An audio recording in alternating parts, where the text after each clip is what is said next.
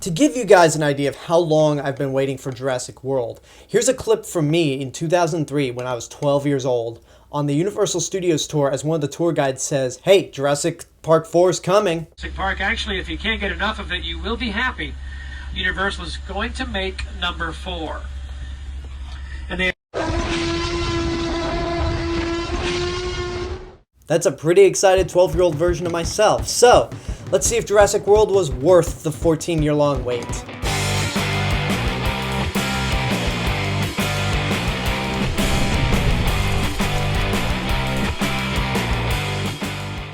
Jurassic World is the 4th Jurassic Park film, once again produced by Steven Spielberg, or executive produced by him, and directed by Colin Trevorrow, who wrote and directed the small indie movie Safety Not Guaranteed. I've never seen it, so I can't really voice my opinion on it. So if you all remember back in Jurassic Park, John Hammond had this brilliant vision of creating a theme park full of dinosaurs that kids and families the world over would come to see.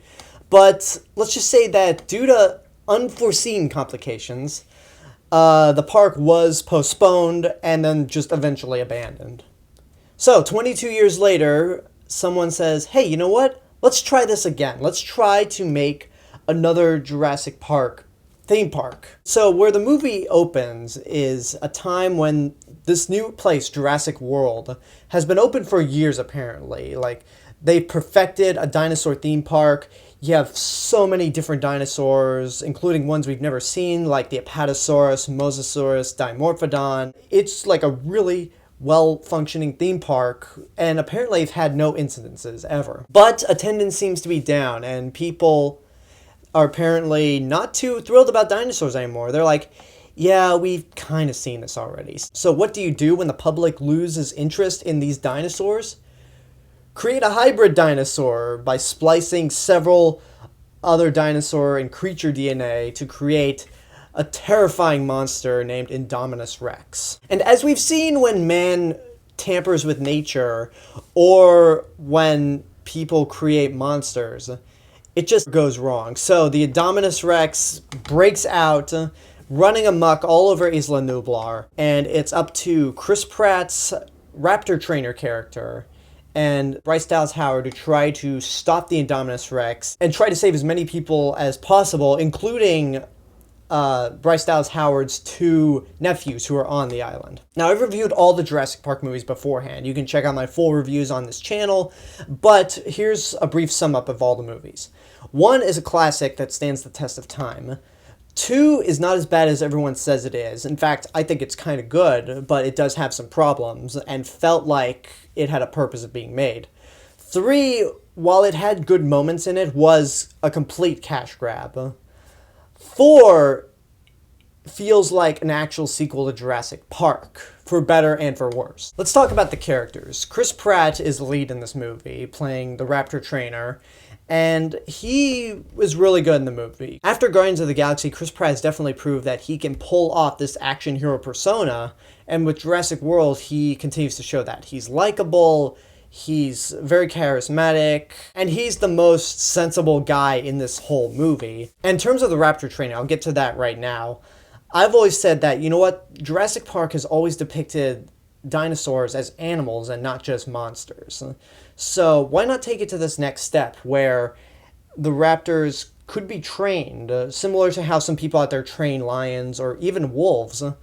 And that sense, it works in this movie. And what I really like about it is that, yeah, Chris Pratt does have some sort of control over these raptors, but there's also a limit. I mean, even though all the dinosaurs were bred in a lab, they're still wild animals, and if you push them, they could snap instantly, and it will just not end well. I was really worried about Bryce Dallas Howard in this movie, because in the trailers, her performance seemed a bit bland, because I know she's a capable actress, and a really good actress at that. And the other reason is, you could call me superstitious all you want, but after Spider-Man 3 and Terminator Salvation, I felt like she was a curse on summer blockbusters, because after Spider-Man 3 and Terminator Salvation, those franchises had to be rebooted. Here, I don't see that happening, because she does a good job, and With her character, she's basically the person that sees all the progress on Jurassic World, how visitor attendance is, how the visitors are feeling, if they're doing good or not. But I thought she was good in the long run. In terms of the other actors, they range from good to bland, and in terms of the characters, they range from bland to bad. Most notably, the two kids and Vincent D'Onofrio in this movie. Let's start with Vincent D'Onofrio, who, after coming off of the high horse of Daredevil, me praising him in Daredevil, he pretty much plays a generic asshole military leader, similar to Stephen Lang's character in Avatar. And I'm just like, yeah, you know what? I really love Avatar, but I hate this stereotype where you have this military guy who just is so evil and such an asshole that he just doesn't care about anything. He does get his comeuppance. Let me say that. He does get what he deserves. But the subplot with him and what they want to do with dinosaurs is just total bullshit. You could have cut that out completely and it would not have hurt the movie at all. In fact, it would have helped the movie. And the two kids, oh my god, these two kids. Oh man, okay. The two kids that play Bryce Dallas Howard's nephews in the movie, one of them is a really over-exaggerated kid who knows it all and just talks nonstop about stuff that he knows on the island, like, oh, there's dinosaurs, blah, blah, blah, blah, blah, blah, blah, blah, blah, blah. It's just like, okay, just sit down and shut up, kid. And that's the same kid from Iron Man 3, if you're wondering. And then the other kid, who's his older brother, he got on my nerves because he was just this horny idiot that in a theme park full of dinosaurs, he'd be checking out some girls. It's like, yeah, you're looking good, lady. And it's like, this is Christian Grey in the works right here, except without the money. And the kids make really stupid decisions. They're annoying.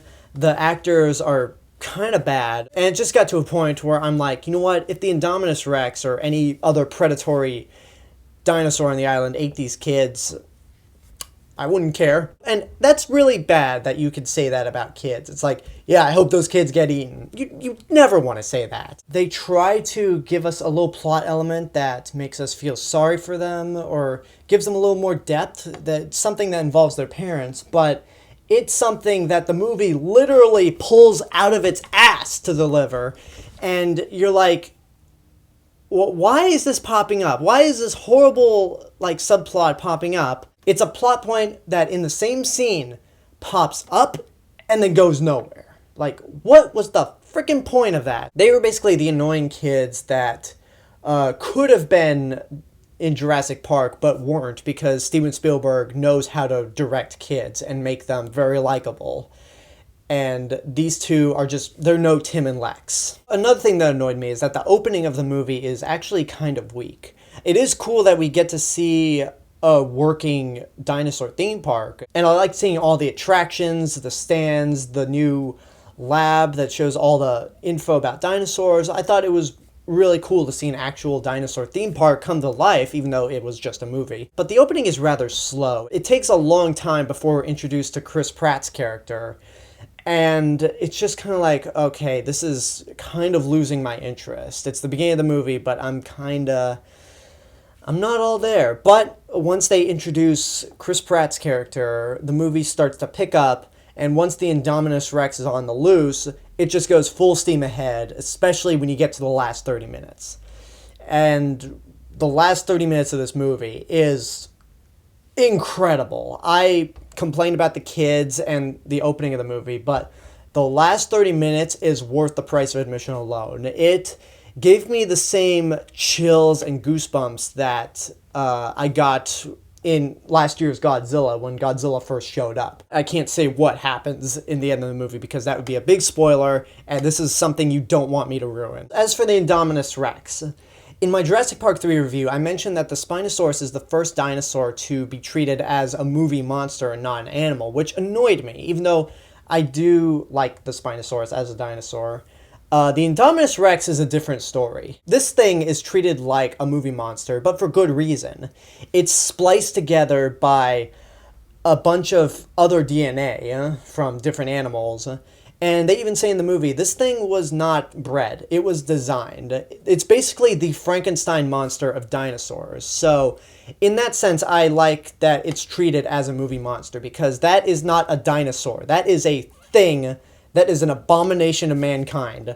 But it is cool, and it can be really terrifying sometimes. There are many scenes with the Indominus Rex, even though there are no animatronics, that just kind of made my heart stop. I'm just like, holy shit, that thing is terrifying. And the way it uses a lot of the features that it gained from other DNA is really cool. And one of the features it has is a throwback to an aspect in Michael Crichton's novel The Lost World, which I really appreciate. And speaking of throwbacks, there were a lot of visual references to the first Jurassic Park movie that some of them worked within the context of a dinosaur theme park, like the Stampede of Gallimimus, because there has to be Gallimimus in the park, feeding a Mosasaurus a shark, which is a parallel to feeding a T-Rex a goat. It's like, hey, this is the way the park operates, I can let that slide. The visual references that annoyed me, however, were things that were just there to remind us of Jurassic Park, like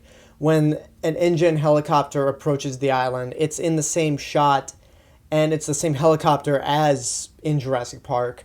And there's the whole images in the mirror are closer than they appear thing during a chase sequence that I'm like, you know what? I hate it when a sequel to a movie that was made decades ago pays homage by doing these references that kind of take me out of the movie. I mean, it's not, I'm making it sound worse than it actually is, but what would have been actually worse is if somebody actually quoted lines like, let's go faster, or think they'll have that on the tour, or life finds a way. Like, if they had actually lifted lines from Jurassic Park, then I would have been really irritated. So I'll wrap up by saying this.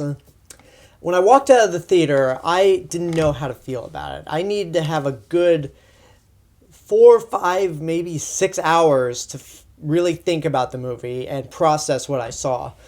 And there are problems. The whole subplot with the military, the two kids, I think is all a problem with the writing. And considering how much hell there was over the script of Jurassic World, that doesn't surprise me that there would be some problems with the writing.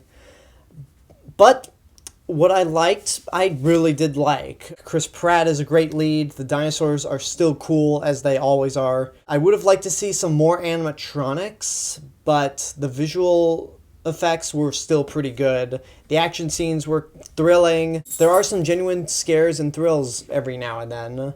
And the last 30 minutes is amazing. Like, if the movie was just that last 30 minutes, I'd tell you to get off your ass and go see Jurassic World right now.